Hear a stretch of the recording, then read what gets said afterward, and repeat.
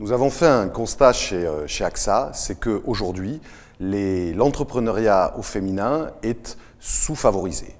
Un chiffre nous a marqué, aujourd'hui 30% des créateurs d'entreprises sont des créatrices, là où les femmes représentent 47,5% de la population française. Nous avons décidé de nous investir dans deux axes principalement. Premièrement, favoriser les femmes dans les réseaux de distribution. Nous avons aujourd'hui 16%, malheureusement que 16% de nos agents généraux qui distribuent nos produits qui sont des femmes. Donc nous nous sommes lancés dans un grand programme visant à atteindre 50% à horizon 2025 pour les femmes, en les accompagnant, en les recrutant, en les formant. Et deuxième chose, nous nous sommes également aperçus que lors de création d'entreprises, pas forcément d'ailleurs dans des domaines de start-up et autres, les femmes n'avaient soit pas forcément aujourd'hui l'ambition d'y arriver, soit tout simplement avaient des barrières concrètes, physiques, c'est-à-dire un accès au crédit insuffisant. Nous avons aujourd'hui, il y a sur le marché un taux de crédit de refus de crédit qui est 2 fois supérieur pour une femme, pour un homme à projet équivalente.